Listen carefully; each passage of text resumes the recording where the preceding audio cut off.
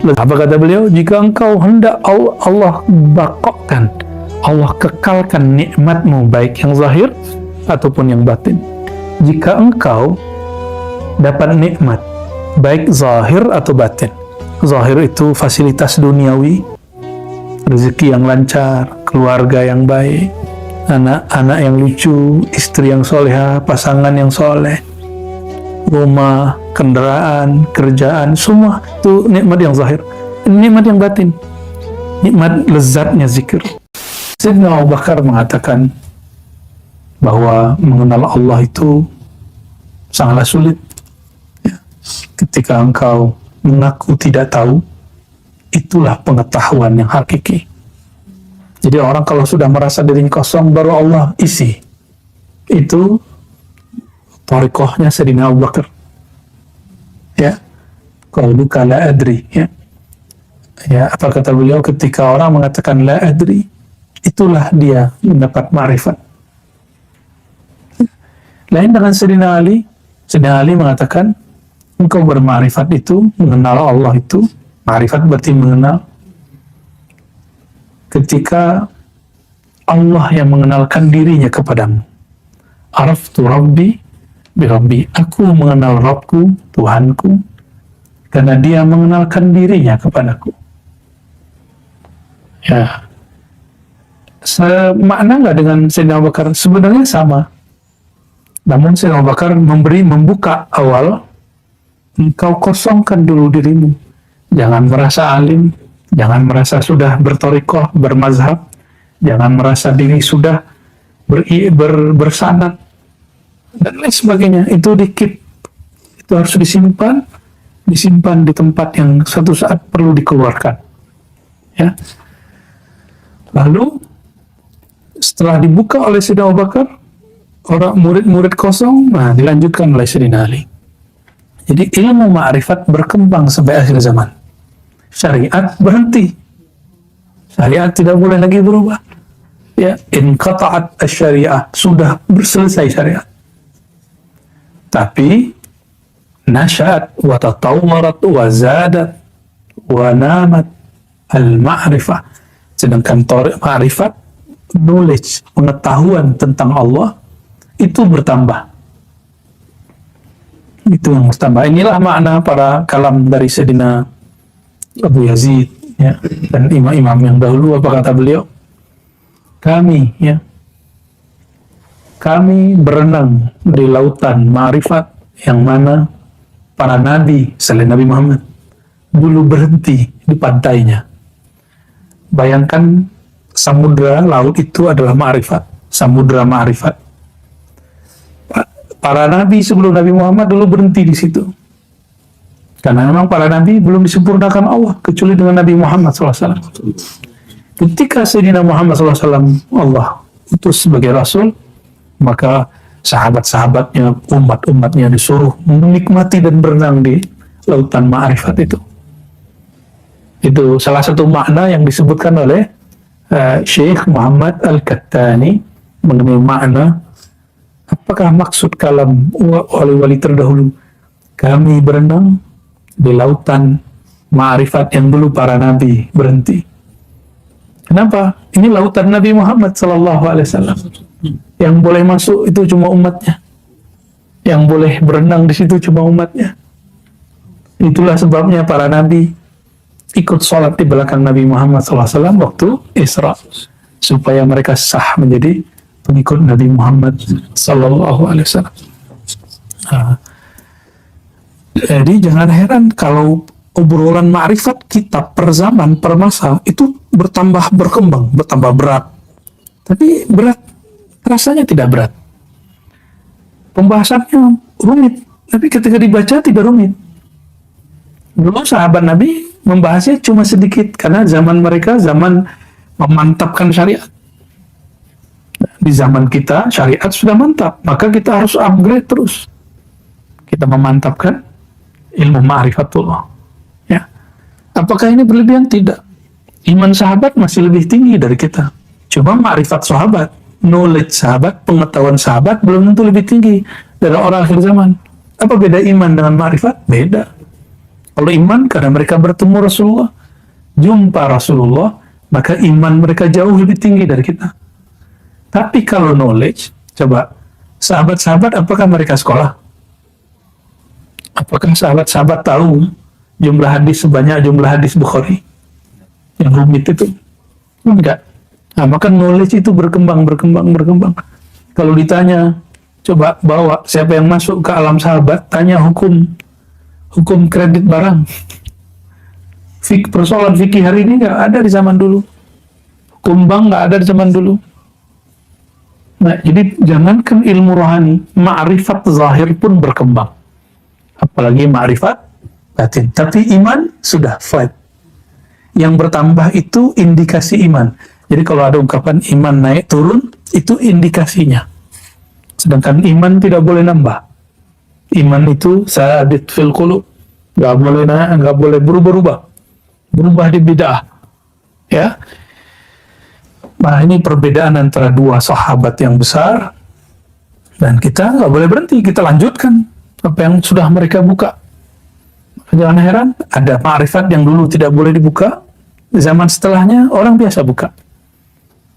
Ya, nah, insya Allah pun kita akan melanjutkan semangat ini, semangat menyebarkan ilmu-ilmu kerohanian, mengenal Allah Subhanahu wa Ta'ala. Dalilnya apa? Dalilnya surat Muhammad ayat 19, fa'alam annahu la ilaha illallah. Fa'alam, maka ilmuilah, carilah ilmu, dalamilah ilmu tentang apa? Annahu la ilaha illallah, mengenai ma'rifat la ilaha illallah. Maka niatkan di sini kita sedang praktek untuk la ilaha. Kalau kajiannya sudah ramai dari kemarin, ya sudah 11 bulan kita mengkaji la ilaha illallah. Nah, ini prakteknya.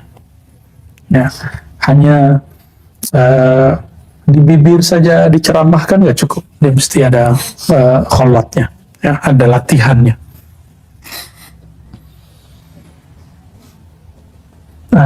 Imam Qasim ini, Qasim bin Muhammad bin Abi Bakar, ayahnya Muhammad bin Abi Bakar, itu menikah dengan perempuan bukan Arab, non Arabnya, mulukul ajam, boleh disebut princess lah, putri istana dari kerajaan tertentu di Persia, menikah dengan beliau. Lahirlah anaknya namanya Abdul Rahman yang menjadi wali fuqaha sabah di zamannya, ya. Dan lalu beliau ini menjadi ulama yang sholatnya jangan tanggung-tanggung. Ya, saya biasanya kalau di luar Ramadan sholatnya saya nggak terlalu lama. Tapi kalau khusus lagi khalwat, lagi itikaf, sujudnya kita panjangkan, rukunya kita panjangkan. Jadi jangan sakit pala nanti kalau sujudnya lama, ya. Insya Allah. Imam Muhammad ini, beliau disebut dengan siqatun rafi'un alimun faqihun imam wari'un kathirul hadis. Jadi banyak meriwayatkan hadis. Ketika Yahya bin Sa'ad, ya, beliau Yahya bin Sa'ad datang ke Madinah. Apa kata dia? Abrakna bil Madinah ahadan nufaddiluhu alaih. Kami bertemu di kota Madinah seseorang yang kami sangat mengutamakan dia. Dan perhatikan bahwa ahli zikir rohani itu dari dulu syariatnya bagus. Kata beliau, ma ra'aitu ahadan a'lamu bis sunnah minhu. Tidak ada yang lebih mengerti sunnah melebihi Qasim. Itu sebabnya kata Syekh Ramadan Al-Buti, ayah dari Syekh Muhammad Said Ramadan, orang-orang yang bersanad kepada Sayyidina Qasim ini yang kemudian menjadi thariqah Naqsyabandiyah itu biasanya lebih dekat ke sunnah dan lebih jauh dari bid'ah. Namun ini bukan berarti thariqat yang lain, enggak. Ya, Syazili juga kuat, Qadiri juga kuat, Ba'alawi juga kuat, Fatari juga kuat, dan lain-lain, thariqat Ahmadi, Tijani, dan lain-lainnya.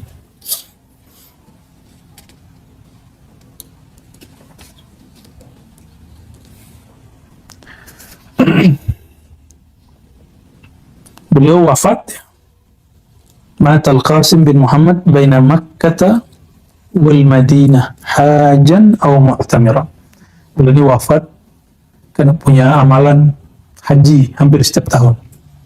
Wajar, jaraknya dekat Mekah ke Madinah, Madinah Mekah. Nah, beliau wafat di antara itu dan kita nggak tahu tempatnya sekarang. Makanya kalau teman-teman nanti melakukan perjalanan dari Madinah ke Mekah, jangan lupa mengirimkan Fatihah untuk Sayyidina Qasim di tengah perjalanan. Ila ruhi Sayyidina Qasim bin Muhammad bin Abi Bakar Al-Fatihah. Ya, karena beliau dikuburkan, makbarahnya kita sekarang tidak tahu. Ya.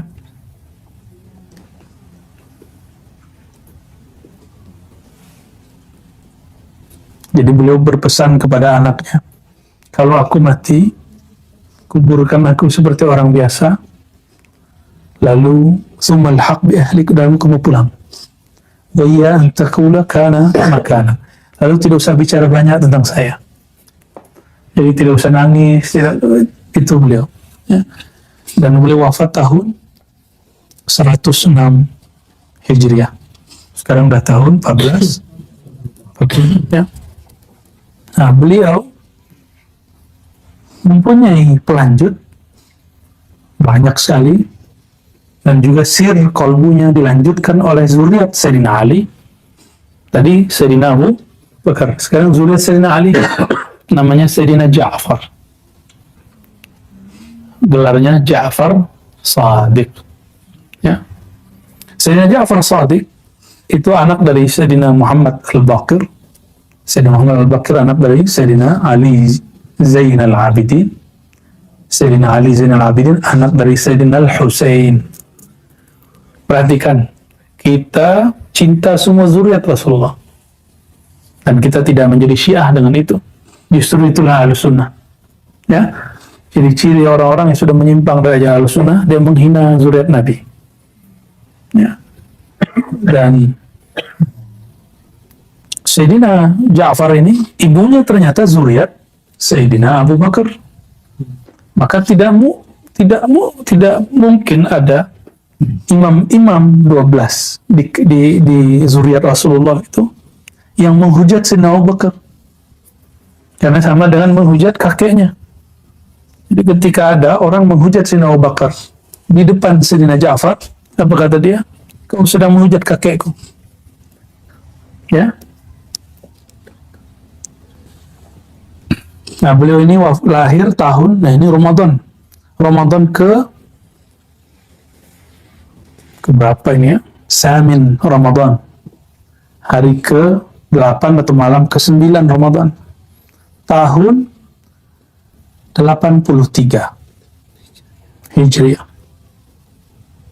Nah, imam ini kena hidup di zaman Bani Umayyah. Bani Umayyah ini benci dengan zuriat Nabi, kecuali sebagian. Maka dia dan zuriatnya menahan diri untuk tidak berbicara politik, dan itu sampai hari ini. Itu sejarahnya kenapa zuriat Nabi tidak akan bicara tentang politik sebanyak Sayyidina Ali, sampai nanti zuriat beliau Al-Imam Al-Mahdi muncul. Itu sebabnya kalau ada zuriat Nabi hari ini bicara politik, itu akan jadi masalah. Beliaunya nanti menghadapi ujian yang berat. Tidak hanya di Indonesia, di negeri manapun. Kecuali jalur Sayyidina Al-Hasan. Jalur Sayyidina Al-Hasan, Brunei, itu kan Sayyidina Al-Hasan. Ya, Sultan Hasanul Bolkiah yang mentakrif dulu, mentakrir salah satunya Syekh Maimun Zubair, Bahmun. Kemudian Yordan, dan terakhir Maroko, Maghrib. Itu zuriat Sayyidina Hasan. Sedangkan zuriat Sayyidina Husain ini agak berat. Ini ujian beliau. Sayyidina Husain pertama bicara politik langsung dipenggal dan dipisah kepala dengan badannya. Nah, maka saya kalau ada habaib berpolitik, oke, silakan, tapi Saya hanya berani mendoakan beliau, khawatir nanti ada ujian berat bagi beliau-beliau itu, sedangkan kita cinta kepada beliau-beliau itu, ya. Dan yang kedua yang paling penting, Imam 12 yang diyakini Syiah Itsna Asyariyah, bagi mereka itu imam mereka, tapi bagi kita Ahlussunnah mereka itu imam kita. Bagi kita mereka tidak mungkin menghujat Sayyidina Abu Bakar, Sayyidina Umar, Sayyidina Utsman, Sayyidina Ali. Tidak mungkin menghujat sahabat. Sedangkan Syiah ini kan khasnya, yang Rafidhah itu hujat sahabat, karena menuduh sahabat Nabi merampas pemerintahan dari Sayyidina Ali. Nah, imam 12 jadi zuriat sampai ke 12. Bagi kita itu imam kita. Walaupun menurut mereka itu imam mereka. Dari mana saya tahu? Ternyata penulis kitab Barzanji itu nulis, ada kitab apa judulnya itu, tentang Nazam Ahlul Badar, ya, Nazam Ahlul Badar, kemudian Nazam Ahli Uhud, dan ada khatam doanya, dan dia menyebutkan nama Imam 12 setelah hanya orang-orang belakangan yang menuduh, ya.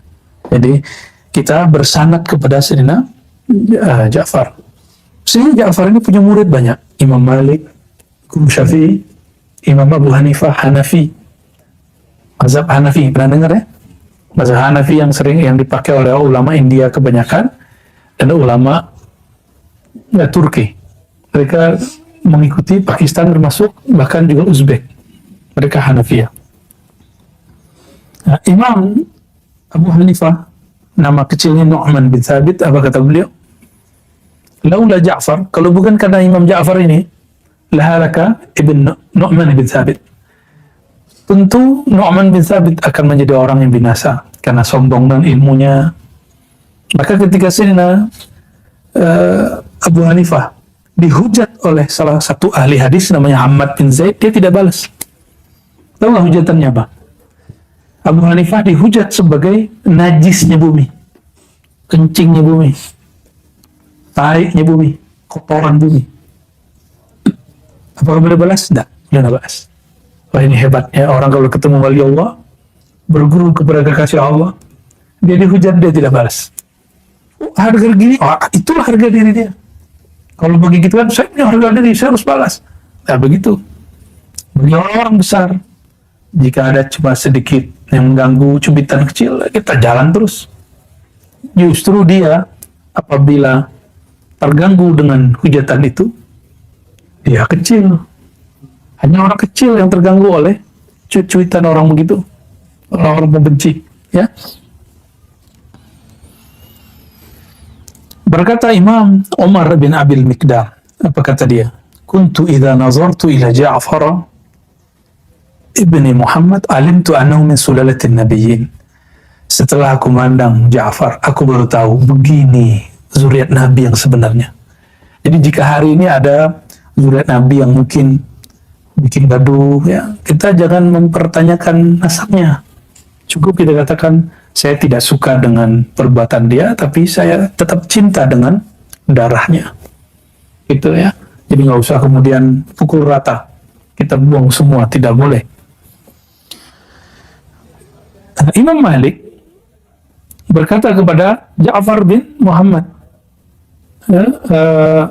Imam Malik berkata kepada muridnya bahwa Ja'far bin Muhammad, Ja'far Shadiq ini pernah berkalam kepada sahibnya Imam Malik, namanya Sufyan Ats-Tsauri. Sering dengar Imam Sufyan Ats-Tsauri? Ya. Imam Sufyan Ats-Tsauri ini ahli hadis.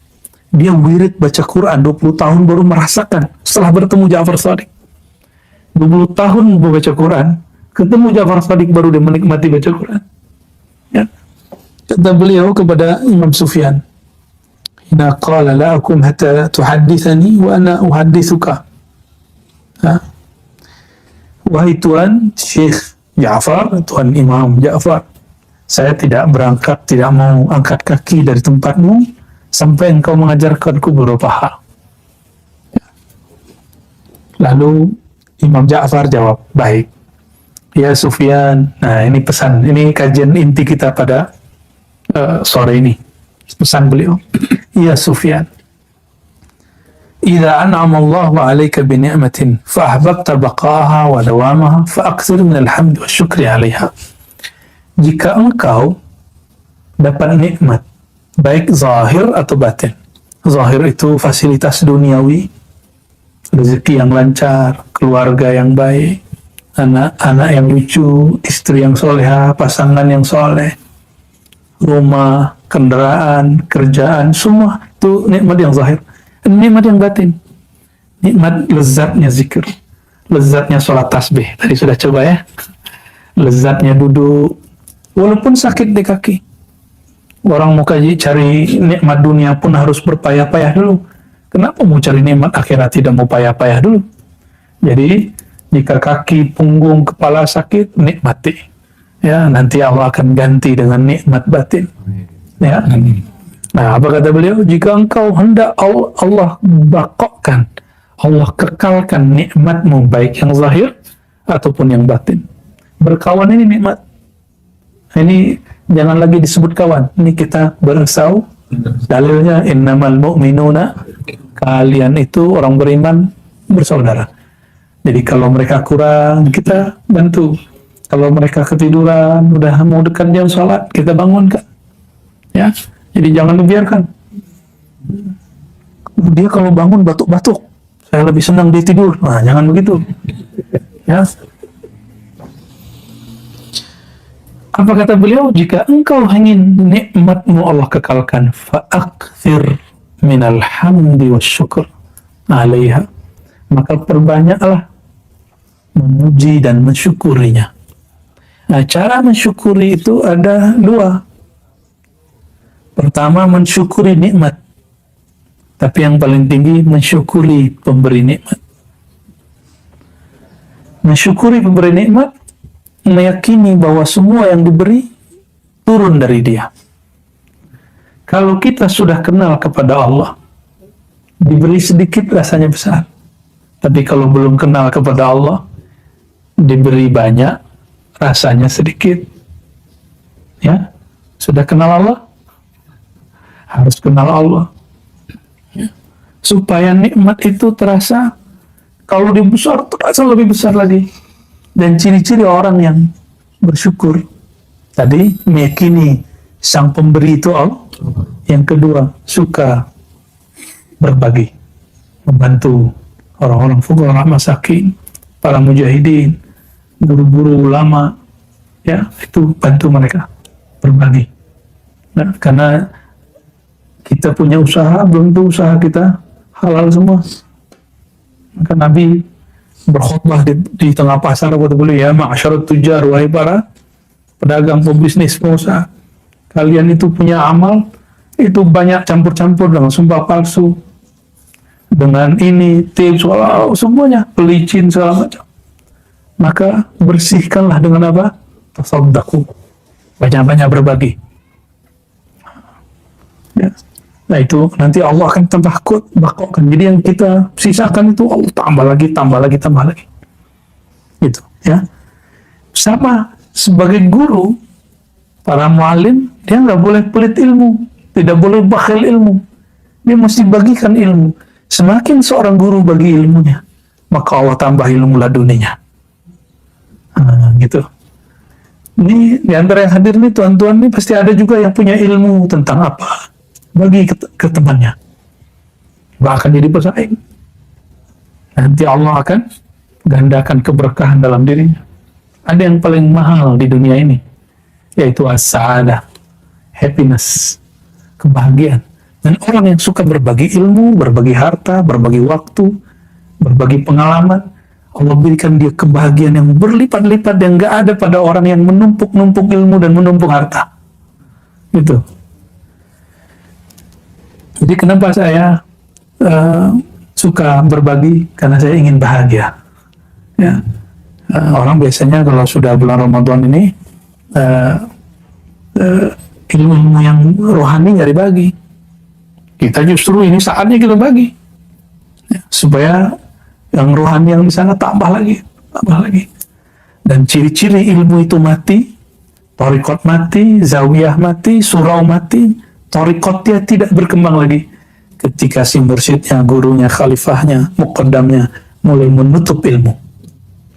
Siap-siap, nunggu cuma sekian bulan, sekian tahun habis. Dan saya melihat sudah banyak. Ya, mungkin saudara-saudara melihat juga sudah banyak. Ya. Lalu yang kedua, apa kata beliau? Nah, sebelum kedua, beliau membacakan ayat la in syakartum la azidannakum. Ayat ini sering dipakai orang kalau mau nambah duit, syukur. Wah, dia bersyukur bukan karena Allah, bersyukur karena ingin tambah duit. Ini enggak benar. Bersyukur itu bukan karena ingin tambah pemberiannya, tapi bertambah perhatian yang maha memberi. Itulah tujuan bersyukur.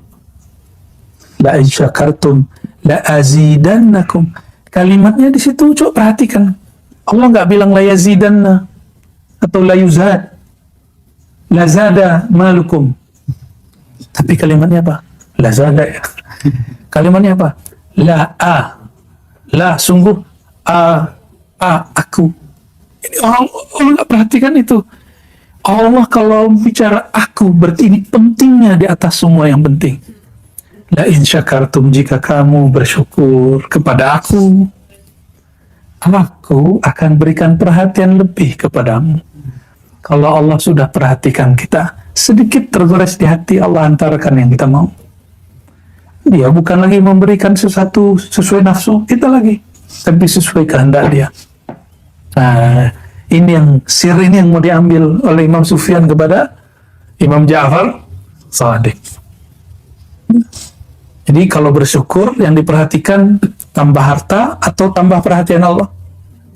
Perhatian Allah, ini baru ahli marifat, baru orang berthariqah. Ya. Wa idza istaba'ta ar-rizqa fa'akthir min al-istighfar. Nah, sekarang sebaliknya. Kenapa urusan kita ada masalah terus? Usaha kita terhambat terus. Rezeki kita ya Allah sempitkan. Berarti kita kurang dapat perhatian Allah, ada masalah berarti. Bukan syukur dulu, minta maaf dulu kepada Allah. Gimana minta maaf kepada Allah? Nah, apa kata beliau? Fa'aktsir minal istighfar. Termasuk nikmat rohani. Jadi ada suatu masa di beberapa tahun yang lalu, itu suruh suluk merasakan, semua mursyid itu merasakan, kenapa zikir pada tahun ini terasa kurang nikmat? Kenapa? Ternyata ada satu adab yang kurang. Maka semua mursyid istighfar, mandi tobat, istighfar kubro, istighfar al-kabir kalau boleh disebut, tobat kubro ya. Gimana? Dibacakan ayat ini, fa'aksiru istighfar, fa'inna Allah ta'ala qala fi kitabi istaghfiru rabbakum innahu kana ghaffara. Mohon ampun kepada Allah. Apa makna mohon ampun? Istaghfiru dari kata ghafara, ada masalah lalu Allah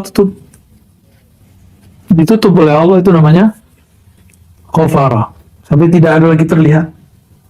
Makanya dalam bahasa Arab ada serban, lalu serban di dalamnya itu kopiah yang panjang. Dulu itu kopiah Nabi ketika mau perang. Jadi itu baja namanya mighfar, penutup kepala. Istighfar menutupi dosa. Ya Allah, Engkau tahu kami punya aib, tolong ditutup. Nah, itu namanya istighfar. Ya Sufyan, idza ahzanaka amrun min sultanin aw ghairi. Ini kepada para pejuang-pejuang dakwah yang sedang bermasalah, berhadapan dengan raja-raja, dengan penguasa-penguasa. Ya. Idza ahzanaka amrun, wahai Sufyan, jika engkau ada masalah yang membuat kamu sedih karena berbenturan dengan raja-raja, penguasa, fa'akthir la haula wala quwwata illa billah. Banyak-banyaklah mengakui lemah diri ini dengan baca la haula wala quwwata illa billah. Maka wirid ini diturunkan nanti jadi khatam. Ada khatam istighfar, itu khatamnya Maulana Muzhar Janjanan Syamsul Muzhar, itu di Thariqah Naqsyabandiyah. Ada khatam istighfar 1000. Yang masyhur khatam Khojakan, khatam Kulhu. Ya, ada khatam istighfar. Ya, nanti di hari tertentu kita niatkan untuk dunia akhirat kita istighfarkan 1000 nanti ya. Insya Allah sekali duduk. Insya kuat ya. Mungkin di hari setelah hari ketiga, setelah kesemutan dan kaki gajahnya mulai berkurang. Ya.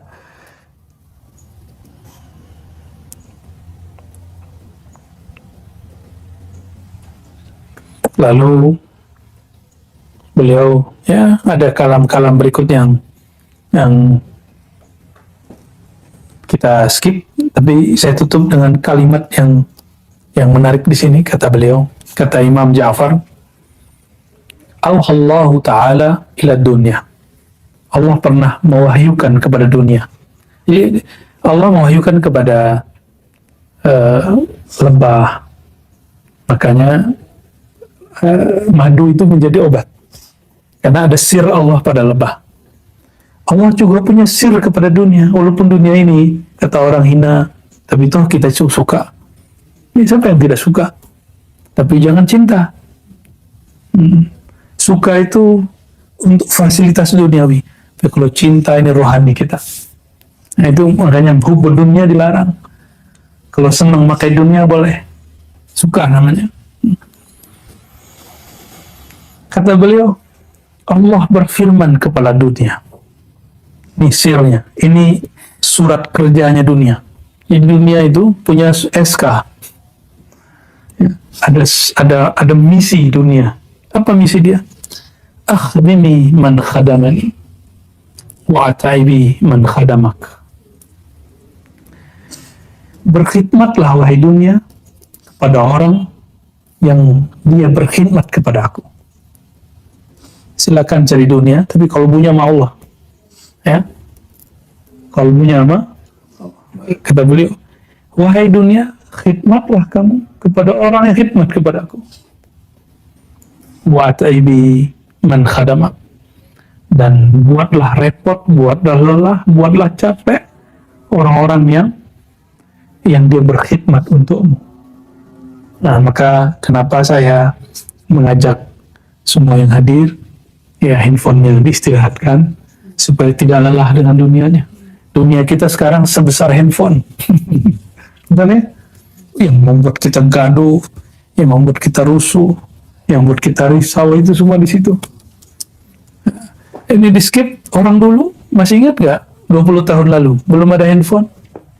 Kenapa kita mampu tahan hidup? Kenapa hari ini 1 jam saja tangan sudah mau gerak-gerak? Ya, apa ini? Ya. Oke, barangkali itu teman-teman semua. Insya Allah ke depan nanti ada khatam la haula wala quwwata illa billah. Ya, dibaca 500, khatam Imam Rabbani namanya. Jadi Fatihah, Alam Nashrah, salawat, lalu la haula wala quwwata illa billah. Semuanya ada sanadnya. Lalu ada khatam salawat. Ada macam-macam khatam ya. Yang paling masyhur disebut khatam khajakan, yang kita baca tadi siang dan malam tadi dan subuh juga ya.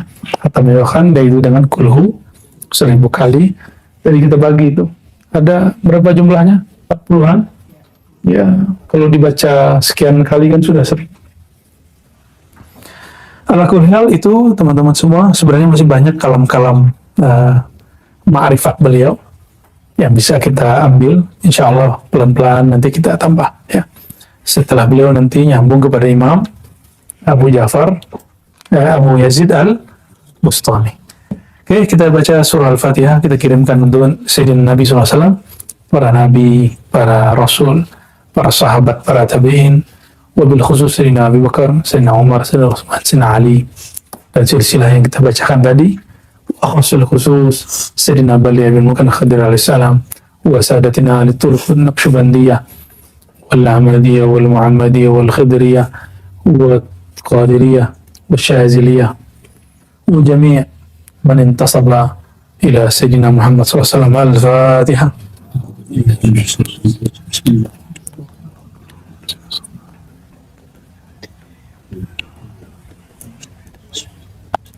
إلهنا ربنا أنت مقصودنا ورضاك مطلوبنا، أعنا على ذكرك وشكرك وحسن عبادتك.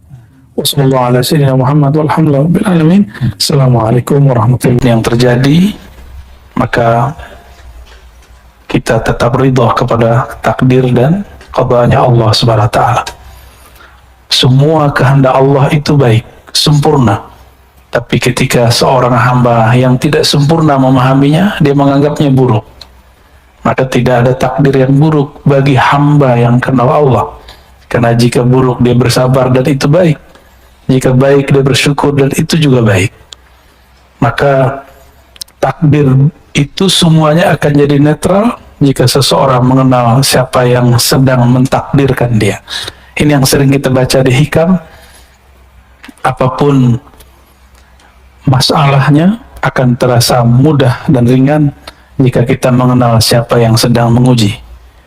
Ya, semoga Allah memberikan kekuatan untuk kita semua, apapun persoalannya, apapun masalahnya, masalah rumah tangga, pekerjaan, masalah hubungan dengan teman-temannya, dan lain sebagainya. Semoga Allah berikan kita as-sabar dan as-syukur. Syukur-syukur Allah berikan kita al-ikhlas.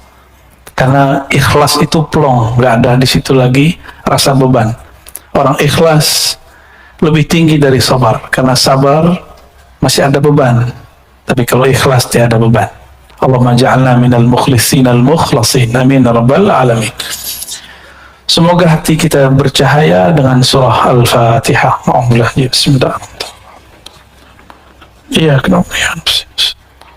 Syaratul ladzina an'amta alaihim waladhdallin.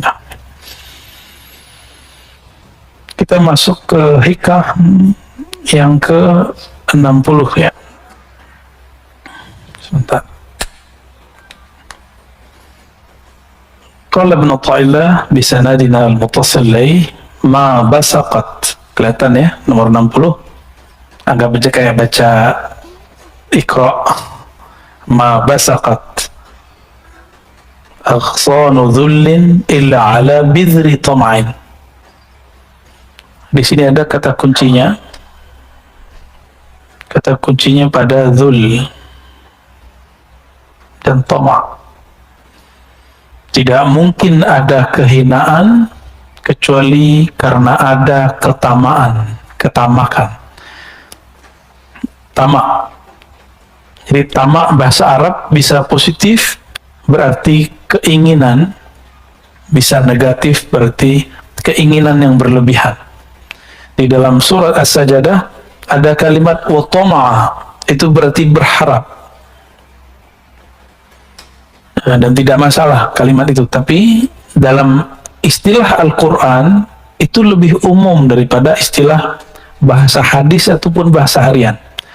Contohnya di Quran ada lafaz dabah, pernah dengar? Wa ma min dabbatin fil ard illa 'ala Allahi rizquha. Tidak adalah satu binatang melata atau hewan melata ataupun manusia yang berjalan di muka bumi kecuali Allah jamin rezekinya. Kata dabah artinya semua yang jalan di bumi. Tapi orang Arab tidak pernah menggunakan istilah ini untuk temannya. Hei dabah gitu. Karena dabah artinya binatang yang berjalan. Kapan kehinaan akan muncul? Ketika ketamaan bersemi di dalam diri, ya, ala bidhri tama'in. Jika ini disemaikan ketamaan, enggak dibersihkan, justru malah disemaikan. Nah, ini yang kemudian jadi catatan Imam Ibn Athaillah As-Sakandari, jangan pernah sama sekali merawat ketamaan. Sifat tamak jangan dirawat, itu maksudnya. Tamak itu sifat dari hewan ternak. Makanya hewan ternak itu hina. Tapi sehina-hinanya hewan ternak seperti babi. Babi tidak pernah mengingkari takdirnya ketika dia tidur di kotorannya sendiri. Pernah nggak babi mengingkari takdirnya? Tidur di kotorannya sendiri. Bahkan nggak ada makanan, dia makan kotorannya sendiri. Itu babi pernah protes ya?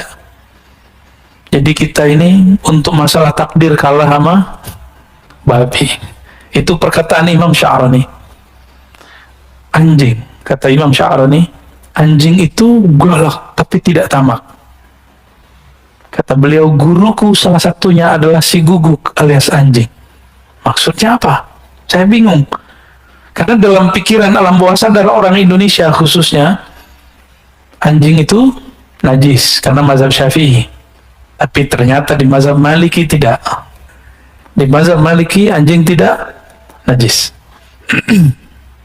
Kata Imam Sya'rani, lihatlah apabila anjing makan, itu dia kalau sudah kenyang, walaupun dagingnya masih banyak, daging yang dia santap masih banyak, dia tinggalkan. Dia nggak bawa tabungan buat besok gitu, bekal buat besok. Ada nggak anjing begitu? Maka segalak-galaknya anjing, anjing tidak tamak. Kita sudahlah galak, emosional, rakus, tamak lagi. Nauzubillah min dzalik. Semoga Allah menyembuhkan ketamaan di dalam diri kita semua. Amin ya rabbal alamin.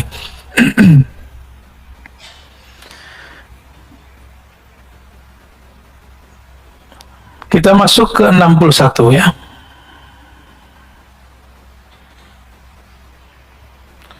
Ma qadaka syai'un mislul wahmi. Ma qadaka syai'un mislul wahmi.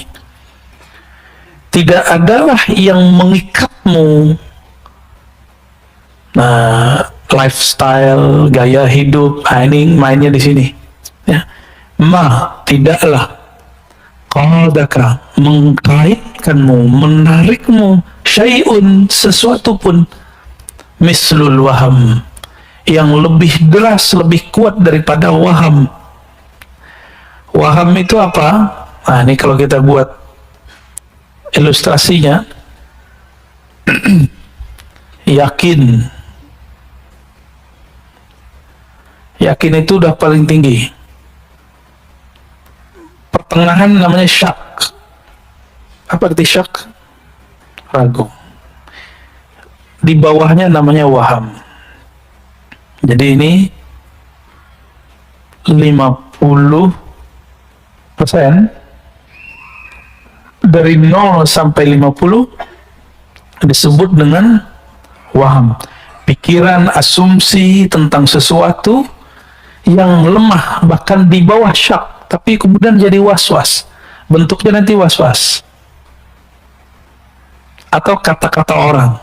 Jadi, apa kata orang? Gitu. Pernah begitu nggak? Apa kata orang kalau aku ke masjid pakai motor? Apa kata orang kalau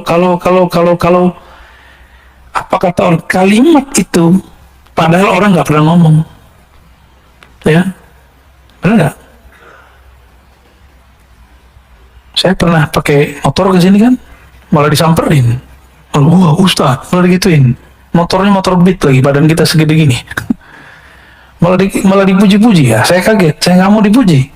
Ya, nggak akan ada, teman-teman. Kata orang itu tidak akan pernah sebenarnya mempengaruhi persepsi orang lain terhadap kita. Maka di atas syak inilah harus kita bangun dengan ilmu. Dari 51 sampai 100. Kalau 100 itu hakul yakin namanya, atau yakin. Ini yang harus kita bangun. Gimana cara membangunnya?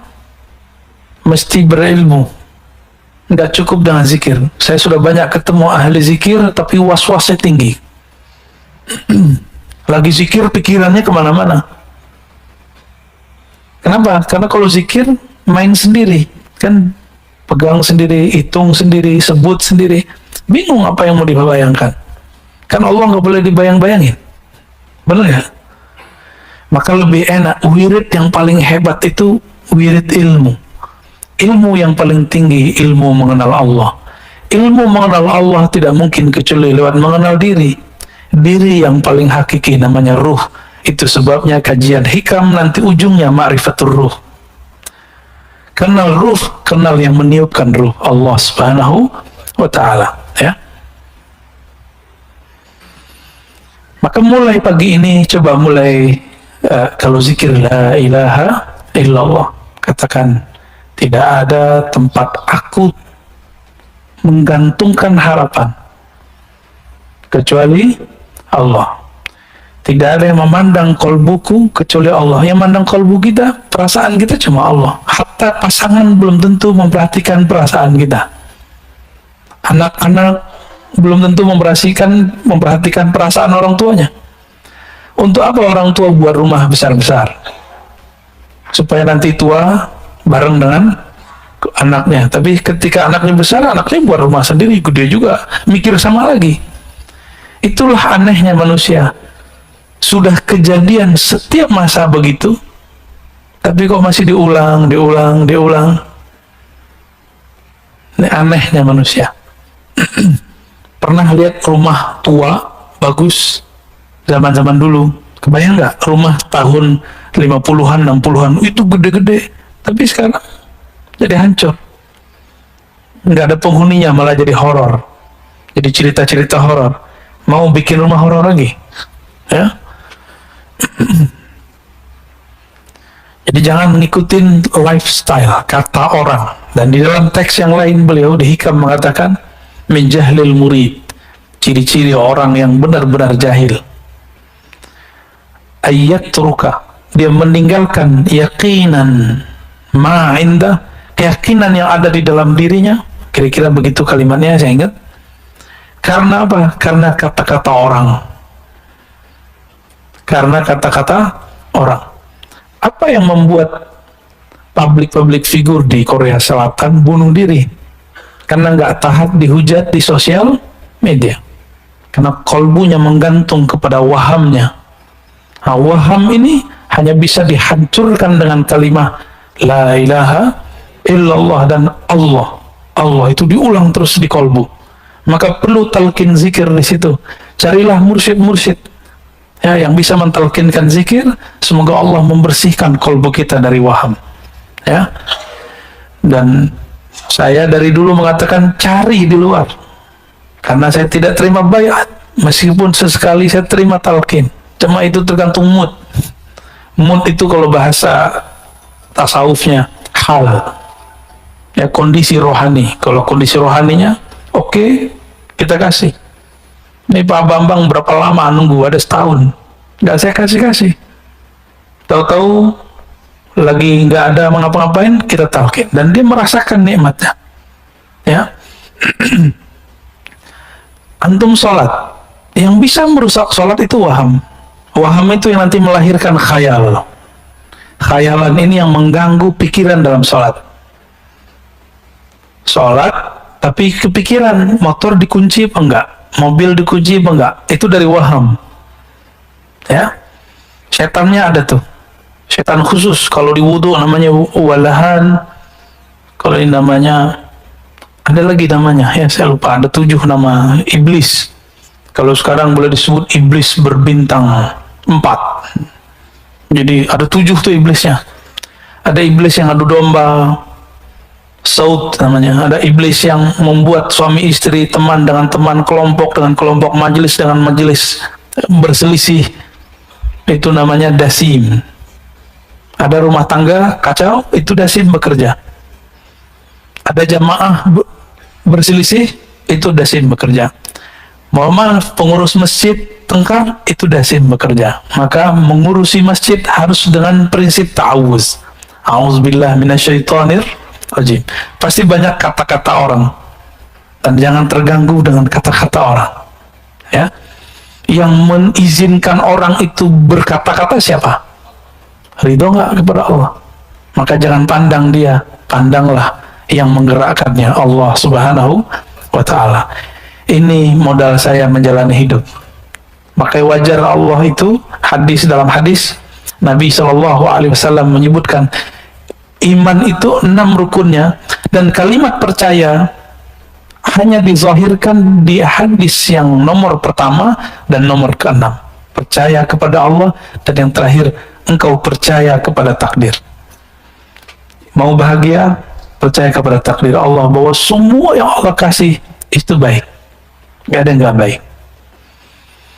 Ketika Rasulullah SAW dilempari oleh orang Taif, Rasulullah mengeluh gak takdirnya? Nah, Rasulullah ngeluh nggak, curhat nggak ke Jibril? Curhat ke Jibril? Curhat ke Abu Bakar? Enggak. Abu Bakar melihat Nabi berdarah-darah nangis. Abu Bakar luka, tapi dia nggak merasa sakit. Dia sakit ketika kekasihnya disakiti. Dia sakit karena nabinya disakiti. Dia sedih ketika gurunya, sang maha gurunya bersedih. Tapi Nabi SAW tidak bersedih. Datang Jibril menawarkan bantuan. Kata Nabi, aku tidak butuh engkau, wahai Jibril. Urus tugasmu. Siapa yang menyuruh kamu turun? Nggak ada. Balik. Disuruh pulang Jibril oleh Rasulullah. Itu Jibril kalau mau tinggal kepakin sawah, habis Taif. Maka orang-orang yang mewarisi rohani Nabi, dia tidak akan menyimpan dendam di kolbunya, meskipun orang melemparinya. Semoga kita diberikan rohani seperti itu. Amin ya rabbal alamin. Walaupun dituduh nanti terhipnotis, ya, dituduh nanti diperdaya, digundam, digendam, apa sih namanya? Macam-macam. Gak masalah, biarin aja. Itu kata orang. Kita dan Allah kan kita lebih tahu. Sir kita dengan Allah, rahasia kita dengan Allah. Maka antum harus punya wirid, punya zikir khusus yang menjaga hubungan kita dengan Allah. Maka kita tahu, Allah nggak begitu kok kepada saya. Ingat-ingat kalau zikirnya enak, ingat-ingat kalau nikmatnya banyak. Maka kita katakan, apapun kata mereka, aku dan Allah, aku lebih tahu. Ya, kira-kira seperti itu. 62. Anta hurrun mimma anta anhu ayisun. Engkau hur. Apa arti hur? Hur itu artinya merdeka. Engkau akan merdeka. Engkau akan bahagia.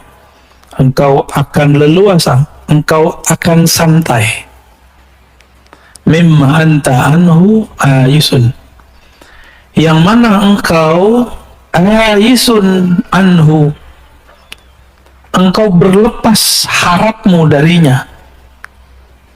Maka orang-orang yang diperbudak oleh dunia, ketika dia ada harapan ke si dunia, dunia itu ada harta, ada pasangan, ada anak, ada popularitas, apalagi ada pujian, pengen dipuji, takut dibenci, itu semua dunia. Putuskan hubunganmu dengan semua itu dari batinnya, maka engkau bahagia. Anta hurrun. Jadi kalau antum nggak kuat dengerin kata-kata orang di sosial media, tutup sosial medianya. Tapi kalau kuat, biarin aja. Badai pasti berlalu.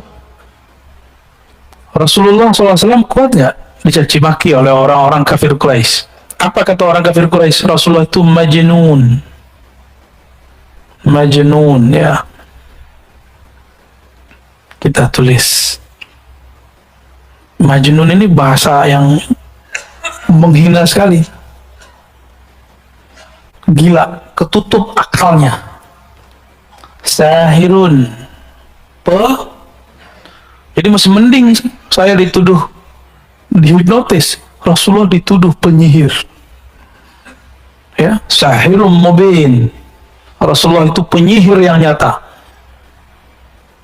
Maka pewaris Rasulullah di setiap masa pasti nanti akan dituduh hal yang serupa. Sallallahu alaihi wasallam. Maka siapa saja yang mewarisi kerohanian Nabi akan juga mewarisi ujiannya Nabi. Al-ulama warasatul anbiya. Ulama yang takut kepada Allah, bukan yang pintar baca kitab, bukan yang bergelar. Al-ulama dalam Al-Quran yang takut kepada Allah, yang kenal Allah.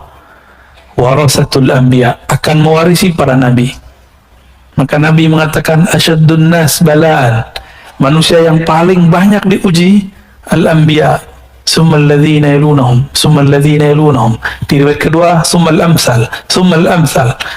Yang paling banyak diuji dan yang paling keras goncangannya adalah para nabi, lalu pewaris para nabi, lalu pewaris. gitu. Siap berjuang. Ahlul Badar disebut apa? Disebut orang jobless, nyusahin orang. Ansor itu Abu Hurairah dituduh budak perut, budak makan. Karena Abu Hurairah ini kalau diundang makan, doyan makan. Dia nggak ngerti kehidupan santri. Abu Hurairah ini kan santri Rasul. Ada yang pernah nyantri? Pernah tinggal di asrama? Giliran ada yang ngundang, gimana? Mahasiswa deh. Mahasiswa ngekos. Giliran ada yang ngundang, makan gimana? Balas dendam, perbaikan gizi. Ya benar, perbaikan gizi. Salah nggak Abu Hurairah makan banyak? Nggak salah. Justru yang ngundang seneng. Abu Hurairah santri Rasulullah makannya banyak. Alhamdulillah. Ya. Saya dulu kalau diundang oleh orang-orang yang ngundang saya makan tuh, kalau makan dikit malah dimarahin. Kamu nggak senang sama saya? Jadi kayak repot kita, Pak. Kita disiksa dengan banyak makan.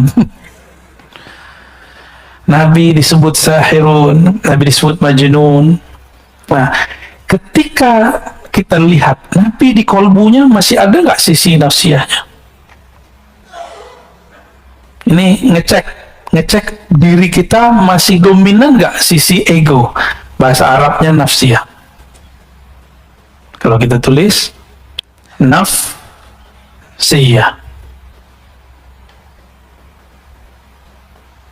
ego. Saya bilangin ke Pak Bambang nih, kamu sombong amat sih. Kalau dia tersinggung, berarti nafsiyahnya hidup. Ini yang menutupi dirinya. Tapi kalau dia datang, oh ya Ustadz, Pak, kalau emang saya sombong, maafin saya. Berarti nafsiyahnya beres. Saya bilang ke Bapak nih, kamu nih otaknya otak setan. Kalau tersinggung, beneran itu. Beneran setan tuh. Tapi kalau kemudian, Tuan Guru, kalau betul dalam diri saya ada sisi syaitannya, tolong dibenerin. Gitu. Gimana Pak? Nanti ada orang ngata-ngatain antum, kamu belagu. Tersinggung nggak? Beneran belagu ente. Ya. Tapi kalau mengatakan, oh iya, maaf kalau saya masih dianggap belagu. Kita ini kan beda-beda tradisi Pak semua. Di kampungnya Bapak, di mana kampungnya Pak? Kediri, orang Jawa Timur, beda adab dengan orang Sunda. Beda adab dengan orang Madura. Beda adab dengan orang Betawi, beda adab dengan orang Padang. Di kampung saya dulu Pak, sekarang udah mulai baik. Cium tangan tuh nggak ada.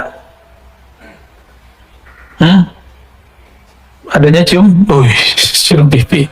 Maunya. Nggak ada cium tangan sama guru, nggak ada. Saya kesini, saya lihat orang cium tangan sama guru fisika, guru bahasa Inggris. Saya berpikirlah, masa cium tangan guru fisika, guru bahasa Inggris, tapi saya nggak cium tangan sama guru hadis saya. Maka 3 tahun lamanya, hampir sekitar itu, saya nggak cium tangan mulia guru saya, Syekhna Ali Mustafa Yaakob. Setelah itu kemudian baca satu kitab Ar-Rukhsah fi Taqbilil Yad. Lalu baca juga beberapa hadis, ada di Sunan Nasai, jangankan tangan, kaki pun dicium. Hadisnya sahih. Maka kemudian mulailah saya mencium, dan grogi juga sih nyium tangannya, dan kaku gitu. Ini bedanya, karena saya orang Sumatera, itu tangan guru yang saya tarik. Benar ya? Itu antum tuh. Tapi apakah itu su'ul adab? Untuk orang yang nggak ngerti, nggak disebut su'ul adab, nggak disebut buruk adab, karena dia nggak ngerti. Tapi kalau dia ngerti, kepalanya yang turun. Kalau sudah nyantri, berarti ketahuan nih, ini bukan santri nih ya.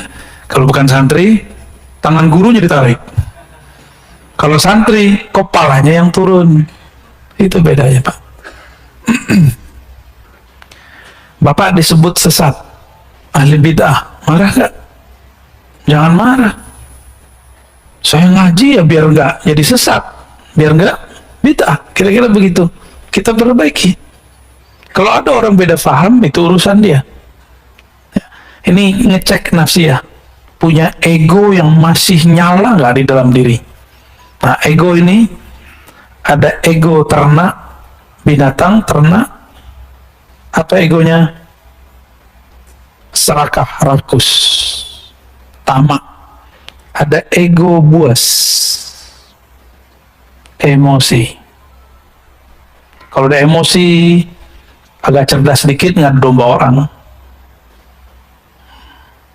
Mereka coba lihat ya, di banyak majelis itu ada aja yang ngadu domba ya. Dan kita jangan terpancing. Kalau kita terpancing berarti ego kita sama jeleknya dengan ego dia. Belum namanya nafs al-mutmainnah. Jadi nafs ini ada 7 tingkatannya, masih ingat? Ingat gak? Nafs ammarah bisu, jiwa ego yang mengajak kepada keburukan. Terus yang kedua, lawamah, yang dia mencela dirinya kalau salah, atau selesai melakukan sesuatu dia cela dirinya. Yang ketiga, mulhamah, mut-mutan, kadang baik kadang buruk. Dan yang keempat baru dan mutmainnah, ini orang egonya sudah stabil, dia tidak akan menyalahkan orang yang menuduh dia apa-apa ya. Mutmainnah itu nggak menyimpan benci lagi dalam dirinya ya. Bisa begitu nggak? Mulai-mulai ya, belajar kita, sama-sama belajar. Saya pun masih belajar. Wa abdun, engkau itu akan menjadi budak. Abdun, budak. Lima anta lahu tami'un, engkau budak terhadap sesuatu yang engkau rakus terhadapnya, engkau tamak terhadapnya. Semua kita tamak, pengen punya duit banyak, benar nggak? Benar? Jujur aja lah, bilang iya. Sama kita berarti ya. Tapi dengan belajar hikam, direm dikit, sedikit. Buktinya apa? Kita untuk mendapatkan harta, kita bekerja, berangkat pagi, pulang sore. Bahkan ada yang pulangnya besoknya lagi, pagi besoknya. Kenapa? Karena tawamiun, menginginkan dapat dunia. Antum kira teman-teman yang menghibur kita di TV, selebriti, para artis, komedian itu bahagia? Belum tentu dia bahagia. Walaupun dia bisa bikin orang ketawa, bisa jadi dalam dirinya ada masalah yang sangat banyak. Tapi hebatnya komedian itu, dia masih bisa menghibur kita walaupun dirinya bermasalah. Kalau kita kita masalah dikit, wajahnya langsung kacau, nggak bisa menghibur orang. Kita kalah sama mereka. Mereka bisa menyembunyikan masalahnya dikit. Kita katanya rajin sholat, rajin zikir, rajin tahajud, rajin jamaah. Kesel dikit disebut, beda faham dikit kemudian menyalahkan orang. Nauzubillah min dzalik.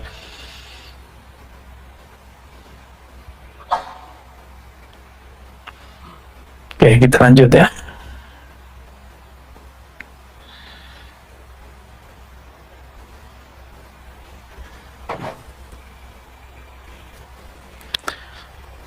Man lam yuqbil 'ala Allah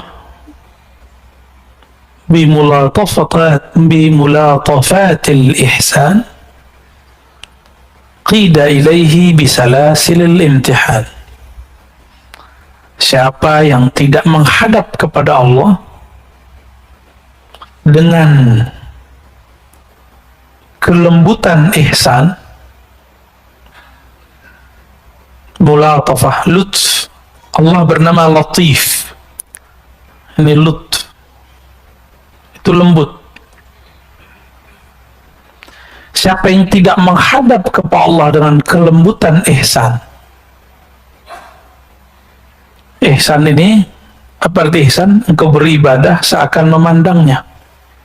Engkau hidup seakan melihat bahwa dialah yang ngatur hidup. Siapa yang hidupnya tidak dengan cara ini, maka setiap hari dia akan tersiksa. qida ilaih atau quyida ilaih, akan disertakan dalam hidupnya, akan dikaitkan kepadanya belenggu-belenggu imtihan. Seperti imtihan, ujian-ujian. Orang yang merasa diuji, terus dapat bencana, terus dapat cobaan, terus kenapa? Karena memandang Allah tidak dengan kacamata ihsan. Jadi mulai pagi ini coba berpikir, apapun yang terjadi padaku, itu adalah kebaikan-kebaikan Allah. Mungkin kita ini kurang penyabar, maka dilatih sabar dengan ujian. Ada yang diuji dengan kekurangan, sabar nggak? Ada yang diuji dengan kelebihan, bersyukur nggak? Ada yang diuji dengan pujian, lupa diri nggak? Ada yang diuji dengan cacian, dia putus asa nggak? Itu mainan Allah semua. Jika dia memandang ini mainannya Allah, aturannya Allah, Rabbul Alamin yang ngatur alam semesta, maka belenggu-belenggu cobaan pun terasa tidak membelenggu. Ya, justru dia merasakan itu cubitan-cubitan dari Sang Maha Kekasih, Allah Subhanahu wa Ta'ala. Pengen nggak dicubit kekasih, Pak? Kangen nggak masa-masa dulu? Kangen ya, masa-masa awal nikah dulu dicubit kayaknya dibalas pakai bibir ya. Kalau sekarang udah dipeluk tolak, bau, gitu ya. Enggak gitu, alhamdulillah berhasil berarti, Pak.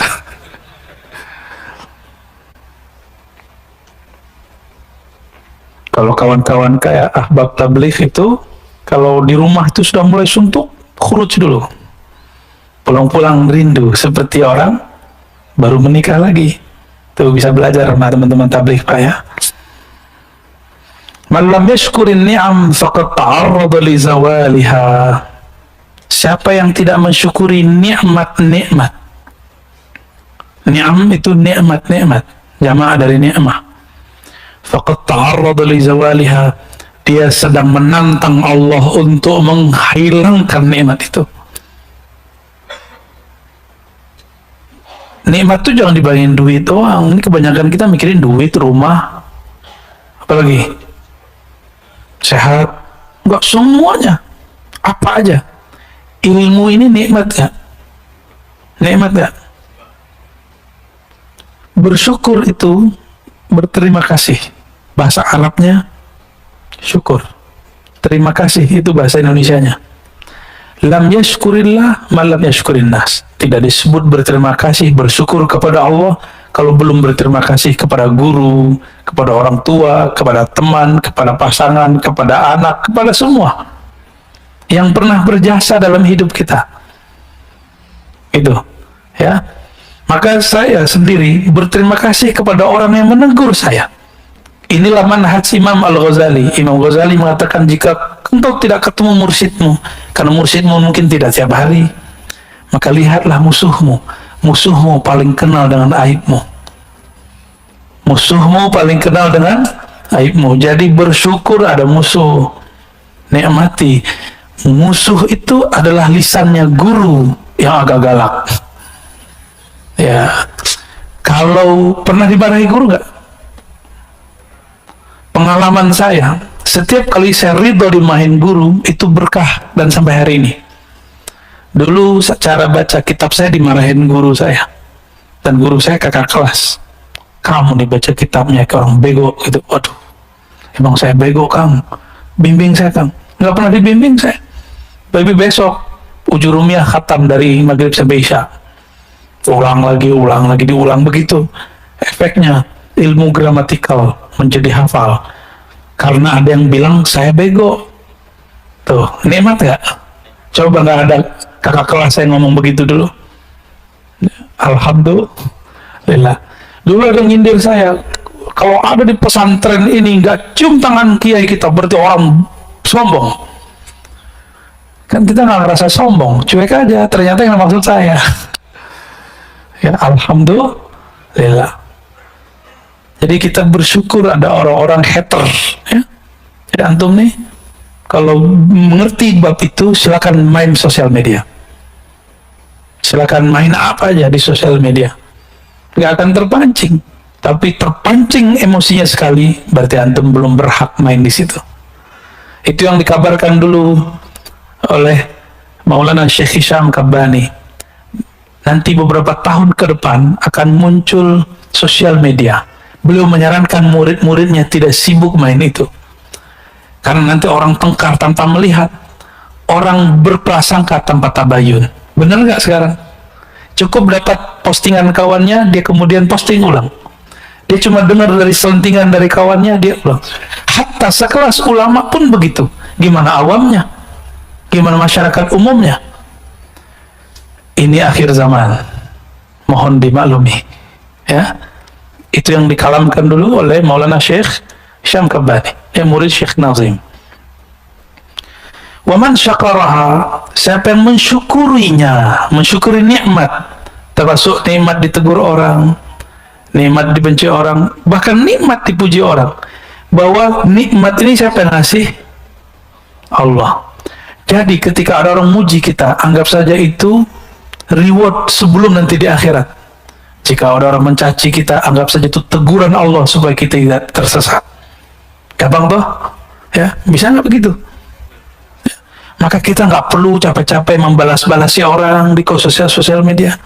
Antum ini kan capek-capek, balasin. Lelah hidup begitu. Fi tughyanihim ya'mahun. Ya. Karena itu berlebihan, tughyan itu berlebihan.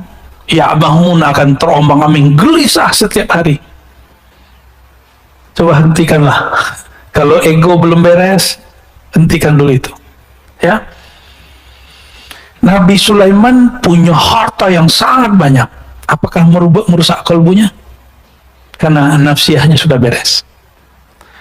Nabi Isa, Nabi paling miskin, padahal paling sakti. Selain Nabi Muhammad, yang paling sakti Nabi Isa, Nabi Musa. Nabi Musa belah laut. Nabi Isa orang matinya hidup. Tapi Nabi paling miskin. Tapi beliau berubah nggak suasana kalbunya kepada Allah? Nggak pernah berubah. Paham maksud saya? Nah, Nabi Muhammad tuh diberikan dua itu sekaligus. Kadang susah, kadang senang, dan itu tidak merubah beliau. Kadang dipuja-puji, kadang dicaci maki, dan itu biasa. Kadang beliau banyak pengikut, kadang tidak. Nah, waman syakaraha, siapa yang mensyukuri nikmat-nikmat tadi, faqad qayyadaha bi'iqaliha, dia telah mengikat nikmat itu bi'iqaliha, dengan kaitannya. Apa tali ikatan yang paling kuat untuk nikmat? Namanya tali syukur. Jadi syukur itu pengikat. Banyak orang berpikir memberi itu menghabiskan uang, menghabiskan dana, menghabiskan harta. Enggak. Tergantung nih. Jadi ada yang ngeluh, Ustadz, saya bersedekah, tapi duit saya berkurang. Ya iyalah. Benar nggak? Waras gente. Bukan gitu maksudnya. Katanya berkah. Nah, dia lupa. Keberkahan itu nggak mesti dibalasi dengan angka.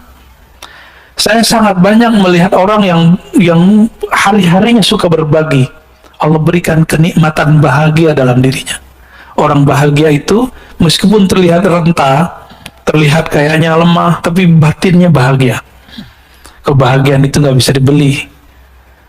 Antum pergi kemana aja, ada gedung tertinggi di Abu Dhabi, Dubai, naik aja, belum tentu bahagia, paling ketakutan. Ya, Allahumma sholli ala Muhammad. Nikmat yang paling besar bagi saya adalah nikmat mengenal Allah. Nikmat mengenal Allah. Mengenal Allah inilah yang membuat kita memandang perannya di semuanya. Kira-kira itulah yang disebut dalam hadis, dalam Al-Quran dan hadis Nabi. Dalam Al-Quran, siapa yang buta di dunia, maka dia buta di akhirat. Apapun kejadian yang antum perhatikan, tidak terlihat peran Allah di situ, buta. Maka orang ini tidak akan berizinkan memandang Allah di akhirat. Ingin memandang Allah? Kita ini kalau sudah jatuh cinta seseorang, pengen ketemu nggak? Pengen ketemu. Bener. Kayak baju cinta aja, Pak. Baru jatuh cinta ya. Udah lama. Ketika kita senang seseorang, kalau dia lawan jenis, kita pengen dia jadi kekasih kita. Kalau dia teman, kita pengen akrab dengannya. Nggak ketemu sehari dua hari, kayaknya rindu. Ditelepon, ditanyai, benar nggak? Makanya Nabi itu, ketika ada sahabat tidak hadir, Nabi nanya, mana si fulan? Disampaikan oleh tetangganya, kamu tadi ditanya Nabi, girangnya hatinya, yang tadinya dia sakit demam berhari-hari, langsung sembuh cuma ditanyain Rasulullah SAW. Abdullah bin Umar dalam Al-Adab Al-Mufrad karya Imam Al-Bukhari, hadisnya Hasan. Ini bukan hadis sahih, bukan kitab sahih, kitab selain sahih namanya Al-Adab Al-Mufrad karya Imam Al-Bukhari. Satu kali dia jatuh atau apa di riwayat itu, lalu kakinya sakit dan sulit jalan. Ada orang ingat Abdullah bin Umar ini kalau disebut nama Nabi Muhammad oleh orang yang tepat pasti sembuh. Maka diceritakanlah kepada orang yang tepat membicarakan Nabi. Orang itu kemudian datang kepada Abdullah bin Umar. Apa kata orang itu? Abdullah, coba engkau ingat-ingat, kalau perlu kamu panggil, teriak keras-keras orang yang paling engkau cintai. Istrinya ngira dia yang bakal dipanggil. Enggak. Istri duanya juga mikir enggak. Tiga enggak ada semua. Anaknya juga enggak. Anaknya alim-alim. Sayyidina Abdullah bin Umar itu anaknya jadi mujtahid. Enggak ada yang dipanggil. Orang tuanya juga tidak. Umar. Ternyata dia menyebut Muhammad. Langsung badannya bergetar, jantungnya kemudian kuat lagi, langsung berdiri. Sehat ke masjid besoknya. Kita disebut nama Nabi Muhammad SAW, gak ada efeknya. Betapa kerasnya kolbu ini. Berarti kita belum kenal Rasulullah SAW. Kullul qulub ilal habibi tamilu. Setiap hati orang yang punya kolbu kepada kekasihnya pasti cenderung, pasti kangen, pasti rindu. Apakah ciri rindunya? Disebut nama kekasih, matanya berlinang-linang, hatinya rindu, bulu romanya merinding. Disebut Rasulullah Sallallahu Alaihi Wasallam. Maka apapun yang terjadi pada kita, obatnya cuma Rasulullah. Muncullah kemudian oleh ulama kita, dapat ilham mereka, bersebutlah salawat tibbil qulub. Allahumma salli ala Sayyidina Muhammad. Tibbil qulub. Tibbil qulub dulu, jangan jasad dulu, qulub dulu. Ya Allah, sampaikan salam kami kepada penawar penyakit kolbu kami, pelipur lara sedih kami, Rasulullah SAW. Tibil qulub wa dawaiha, penyembuh kolbu, penawar penyakit kolbu. Wa dawaiha, sedih, senang, sakit, kesal, emosi. Istri saya dulu pernah umroh, salah jalur keluar, dia masuk di situ, dibentak-bentak oleh orang Turki. Cukup bilang sholli ala Muhammad, berhenti itu orang Turki. Nggak jadi, nggak jadi lagi. Sholli ala Muhammad, berarti di kolbu dia ada cinta kepada Rasulullah Sallallahu Alaihi Wasallam. Jadi kalau ada orang tengkar baca sholli ala Muhammad, ya. Kita emosi, katakan Allahumma sholli ala Sayyidina Muhammad. Silakan ditambahkan setelahnya tibil qulub wa dawaiha. Baru sebutkan wa afiyatil abdani wa shifaiha, penyembuh badan, penawar penyakit badan. Nah, nikmat ini yang harus kita syukuri. Saya mau tanya Bapak Ibu Saudara mukan Allah, ini yang saya sampaikan sejak awal saya ngajar di kampus, di pesantren, di mana negeri ini dapat keberkahan, diizinkan Allah buka majelis sekarang di mana-mana, malah lebih longgar di perkotaan daripada di daerah. Ini nikmat bukan? Bisa bersyukur.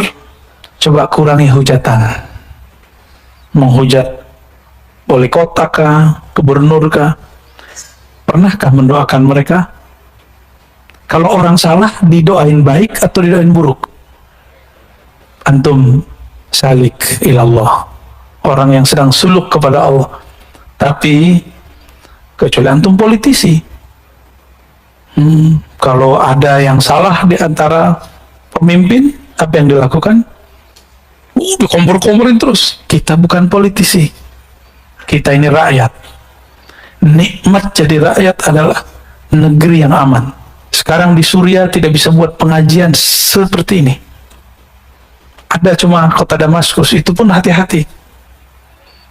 Ayah dari guru saya, Syekh Muhammad Sair Ramadan Al-Buti, dibom lagi ngaji.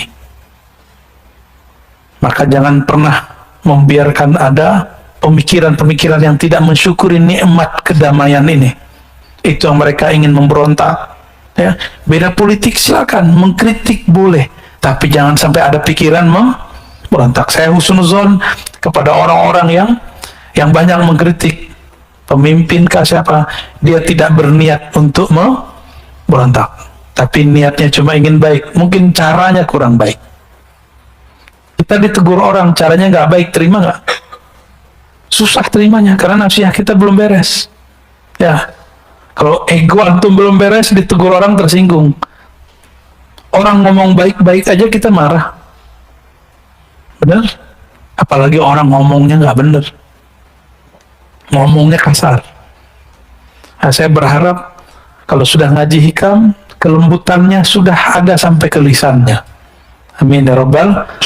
Maka yang punya sosial media, buat status-status yang rahmah, yang penuh kasih sayang.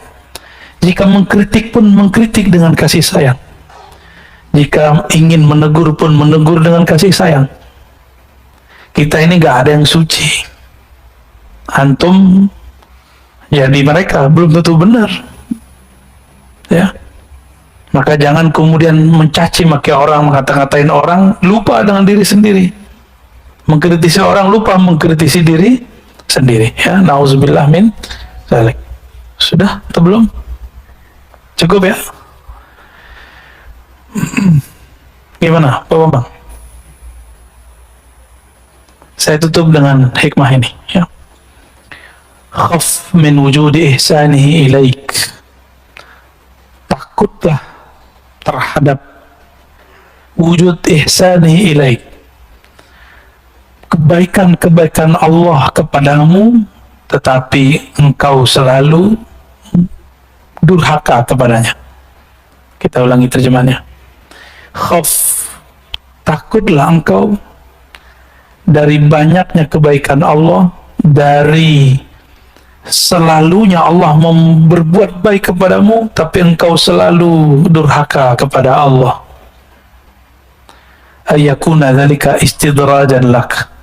Siapa tahu nafas yang masih engkau pakai, ilmu yang masih engkau pahami, istidraj, bukan lagi nikmat tapi istidraj. Apa beda nikmat istidraj? Kita sudah sering bahas. Nikmat itu bertambah pemberian, bertambah ketaatan, ketulusan, bertambah baik egonya. Sedangkan istidraj bertambah nikmat, bertambah ilmu, bertambah pemberian Allah, bertambah jumawa, bertambah sombong, bertambah lupa diri. Ya. Maka Allah mengatakan di Quran, sanastadrijuhum min haitsu la ya'lamun. Kami akan istidrajkan mereka. Kami beri mereka, tapi mereka tidak sadar dengan pemberian itu, lalu mereka justru durhaka dengan itu. Min haitsu la ya'lamun, tanpa mereka sadari. Semoga Allah jaga kita dari istidraj. Semoga Allah berikan kita rasa syukur sehingga pemberiannya disebut nikmat. Allahumma ja'alna minasyakirin. Ya Allah ya Syakur, salli ala Sayyidina Muhammad Sayyidis Syakirin. Ya Allah, sampaikan salam kami kepada makhlukmu, kekasihmu yang paling bersyukur, yang paling berterima kasih, yang paling bersabar, Sayyidina Muhammad sallallahu alaihi wasallam. Ya Allah, semoga dengan salawat ini sifat syukur kekasih kami Nabi Muhammad dapat diwarisi dalam diri kami. Sifat sabarnya menular kepada kami. Allahumma ya Allah ya Ghaffar ya Ghafur ya Sattar, wahai yang maha pengampun. Dosa kami sangatlah banyak. Dosa mata, dosa telinga, dosa tangan, dosa kaki, dosa lisan, dosa kemaluan, dosa perut, dosa dari ujung kepala, ujung rambut sampai ujung kaki.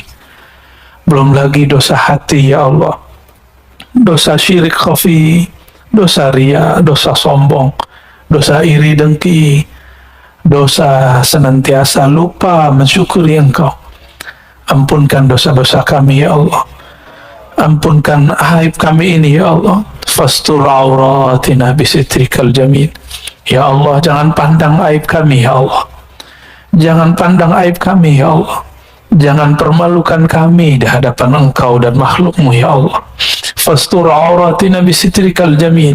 Dengan keindahanmu ya Allah, dengan kemegahanmu ya Allah, dengan kebaikan-kebaikanmu ya Allah, maka balutlah kami, hiasilah kami dengan kebaikan-kebaikanmu, sehingga aib kami tidak terlihat di sisimu.